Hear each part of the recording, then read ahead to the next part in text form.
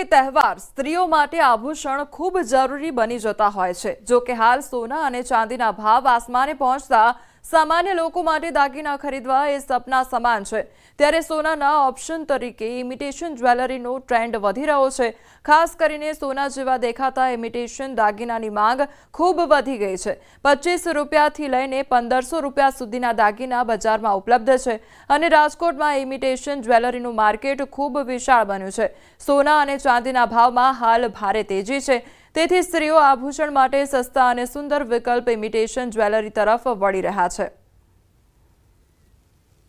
Regular હું એમની customer છું અને હું અહીંયાથી ઇયરિંગ્સ જેવી મંગલસૂત્ર જેવી વસ્તુ અહીંયાથી પરચેસ કરું છું અને એની વેરાયટીઓ બહુ સારી આવે છે, જે મને ખૂબ વધારે ગમે છે। ઇયરિંગ્સ છે, બ્રેસલેટ છે, મંગલસૂત્ર છે, એવી લોટ્સ ઓફ વેરાયટી અહીંયા તમને જોવા મળે છે। અત્યારે વધતા જતા ભાવને કારણે અત્યારે બધા લોકો એવું જ વિચારે છે કે ઇમિટેશન પહેરીએ તો વધુ સારું રહે। ઇમિટેશન જ્વેલરીની અત્યારે એ ખરીદવું સેફ પણ છે અને રિઝનેબલ છે। મેં અત્યારે નેકલેસ જોયા, રિંગ જોઈ, બ્રેસલેટ જોયા, કંદોરા બી જોયા, એ બધું ઘણું બધું જોયું। એકદમ ગોલ્ડ જેવી સેમ ટુ સેમ, ગોલ્ડને પાછું પાડી દે તેવી। અત્યારે હાલ ગોલ્ડના રેટ એક વર્ષમાં ઓલમોસ્ટ ડબલ થવા જઈ રહ્યા છે, તો એનો બેસ્ટ ઓપ્શન આજે કોમન મેન છે। હવે તો મિડલ ક્લાસ જે છે એ લોકો ઇમિટેશનને અત્યારે પ્રાધાન્ય આપવા માંડ્યા છે। એનું કારણ છે કે ઇમિટેશન જ્વેલરીમાં પણ હવે ખૂબ સારી સોના જેવી જ મેકિંગ થવા માંડી છે। લોકો મેન્યુફેક્ચરિંગમાં પણ ખૂબ સારો બદલાવ લાવી રહ્યા છે। ચાઇના સાથે પણ હરીફાઈ કરવા માટે લોકો ક્વોલિટી ઉપર પણ ફોકસ કરી રહ્યા છે। આ બધાનું કોમ્બિનેશન થઈને છેલ્લે અલ્ટિમેટલી જે ઉપભોક્તા છે એને ખૂબ સારો બેનિફિટ મળી રહે છે। પહેલાં શું હતું કે ઇમિટેશન જ્વેલરી તો સેલ થતી જ, પણ સોનાની અવેજી તરીકે ના થતી, એક ફેન્સી જ્વેલરી તરીકે સેલ થતી। કે જેમ કે કોઈ કલરવાળી આઈટમ છે કે જે ફેન્સી આઈટમ જેને આપણે જોતા તમને ગોલ્ડનું ના લાગે, સોનાનું ના લાગે, એ રીતની ફેન્સી જ્વેલરી સેલ થતી। પણ હવે જે ગોલ્ડનો રેટ એટલો હાઈ થાય છે એના હિસાબે એક આખો નવો ટ્રેન્ડ ચાલુ થયો છે। ઇમિટેશન જ્વેલરીની અંદર સોનાનો જે લુક આવે છે, સોનામાં જે ડલનું કામ છે, ઉપર નિખરીને આવે, છોલનું કામ છે, એ જે સોનામાં સેલ થતું ને એ આખું હવે ઇમિટેશનમાં ડાયવર્ટ થયું છે। ઇમિટેશનમાં સોના દેખાય, સોના જેવું દેખાય ને એવો ટ્રેન્ડ આખો નવો ચાલુ થયો છે। સોનું ખરીદવું જ્યારે સ્વપ્ન બની ગયું છે ત્યારે ઇમિટેશન છે તે એક ઓપ્શન બની ગયું છે। અત્યારે જે ટ્રેન્ડ એક જે છે જોવા મળી રહ્યો છે તે ઇમિટેશન જ્વેલરીનો જોવા મળી રહ્યો છે। ઇમિટેશન જ્વેલરી છે તે ભાવમાં પણ સોના કરતાં અનેક ગણી સસ્તી હોય છે। બીજી તરફ જે છે અવનવી ડિઝાઇન પણ મળી રહેતી હોય છે ને એટલા માટે જ મહિલાઓ છે તે અત્યારે જે છે એ સોનાની જે ઓપ્શનમાં અત્યારે ઇમિટેશન અને અલગ અલગ દાગીનાઓ ખરીદતા હોય છે। સોનું જ્યારે જે છે એ ખૂબ જ મોંઘું પડતું હોય છે, જ્યારે એમની સામે એટલા જ રૂપિયામાં જે છે સોનાના જે ઇમિટેશનના દાગીના છે તે અનેક જે છે એ ખરીદી શકાતા હોય છે। એટલા માટે જ મહિલાઓ છે તે અત્યારે ઇમિટેશન જ્વેલરીને પણ એક અલગ પ્રાધાન્ય આપી રહી છે। હાર્દિક જોશી, ન્યૂઝ 18 ગુજરાતી, રાજકોટ। મહિલાઓ શૃંગાર માટે ઇમિટેશન જ્વેલરી તરફ વળી રહી છે, તેની પાછળ મુખ્ય કારણ છે સોના ચાંદીના વધતા ભાવ। 2025માં 10 ગ્રામ 24 કેરેટ સોનાનો ભાવ 1,21,430 પર પહોંચ્યો છે, જ્યારે 2015માં આ ભાવ માત્ર ₹26,343 હતો। અત્યારે આપણે 2025ની દિવાળી ફેસ્ટિવલ છે, આવતા વર્ષની દિવાળી એટલે 2026ની દિવાળીના એન્ડ સુધી આપણે ભાવમાં જોઈએ તો સોનું છે $4,045, $4,500 આસપાસ પણ જઈ શકે તો નવાઈ નહીં। એટલે કે આપણે INRમાં એને જે કન્વર્ટ કરી અને ઇન્ડિયન રૂપીસ પ્રમાણે ભાવમાં ગણતરી કરીએ તો જે MCXનો ભાવ આવતો હોય છે એ 1,50,000થી પણ વધારે સોનાનો ભાવ આવતા દિવાળી સુધીમાં જઈ શકે તો નવાઈ નહીં, એવું મારું ધારણા છે। છેલ્લા એક વર્ષની ગણતરી કરીએ તો સોનામાં 55%થી વધુ રિટર્ન આપેલ છે, તેની સામે ચાંદીએ 68% ઉપર રિટર્ન આપ્યું છે। એટલે અત્યારે ચાંદી છે નવું સોનું બની જ ચૂકેલી છે, છતાં પણ આવતી દિવાળી સુધી આપણે ચાંદીમાં ગણતરી કરીએ તો 2.5 થી 2.5 લાખ રૂપિયા ચાંદીનો ભાવ હોય એવું મારું અંદાજ છે।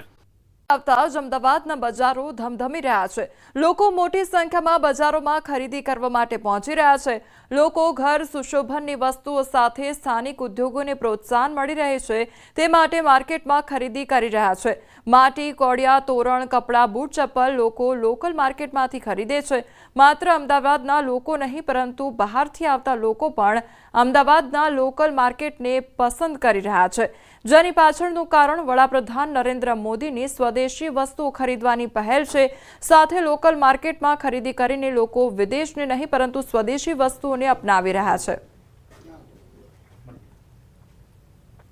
તો દિવાળીનો તહેવાર આવી રહ્યો છે ને તે પહેલા અમદાવાદ શહેરના જે માર્કેટો છે તેમાં લોકોની ભીડ જોવા મળી રહી છે તો લોકો લોકલ વસ્તુઓ પણ ખરીદી રહ્યા છે જે તોરણ છે તેની પણ ખરીદી કરવામાં આવી રહી છે સાથે સાથે દીવડા પણ લોકો ખરીદી રહ્યા છે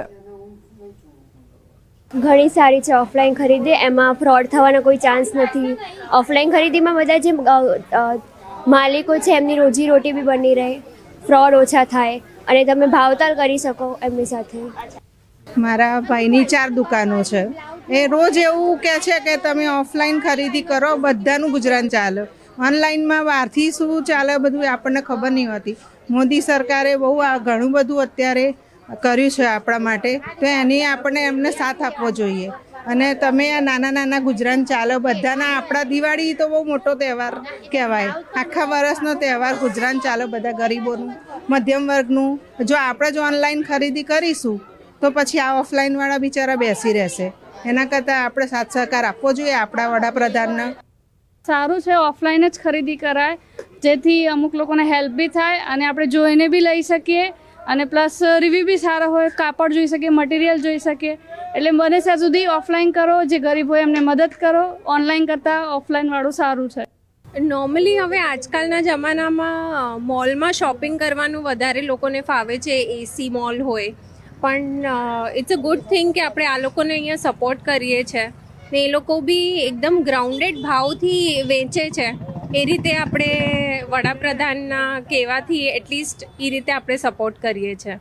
એમ તો પહેલાં જે હતું એના કરતાં 50% વધારે અમને ફાયદો આ વખતે થઈ રહ્યો છે કેમ કે આપણા શ્રી નરેન્દ્રભાઈ મોદી સાહેબ જે આપણા પ્રધાનમંત્રી છે હાલ એમણે જે સ્ટેટમેન્ટ આપ્યું છે કે સ્વદેશી વસ્તુ અપનાવો એટલે કે આપણી પોતાની ભારતની જ વસ્તુ અપનાવો એટલે ભારતમાં જ બને ને ભારતના લોકો જ ખરીદે ને એનાથી ઘણો બધો ફરક પડી રહ્યો છે અને ફાયદો પણ થઈ રહ્યો છે અમને પોતાને કેમ કે કસ્ટમર અમારી પાસેથી વસ્તુ લઈને જાય છે ઓનલાઈનની ને બહારની બધી વસ્તુનો થોડું ત્યાગ કરી રહ્યું છે એના માટે ઘણો બધો ફાયદો થઈ ગયો છે ગઈ વખતે જે વકરો હતો મારો જે ધંધો હતો એના કરતાં આ વખતે ધંધો અમારો વધી ગયો છે ચારધામ યાત્રાએ ફરી એકવાર ગતિ પકડી છે વરસાદ અને હિમવર્ષા છતાં યાત્રાળુઓનો ઉત્સાહ જળવાયેલો જોવા મળી રહ્યો છે કેદારનાથ યાત્રાએ એક નવો રેકોર્ડ બનાવ્યો છે આ વર્ષે અત્યાર સુધીમાં 1.69 મિલિયનથી વધુ શ્રદ્ધાળુઓએ બાબા કેદારનાથના દર્શન કર્યા છે કેદારનાથ ધામના દરવાજા બંધ થવાને હજુ 10 દિવસ બાકી છે ગયા વર્ષે સમગ્ર યાત્રા સમયગાળા દરમિયાન 15,52,076 શ્રદ્ધાળુઓએ કેદારનાથની મુલાકાત લીધી હતી નોંધપાત્ર વાત એ છે કે વ્યાપક ઉદાસીનતા હોવા છતાં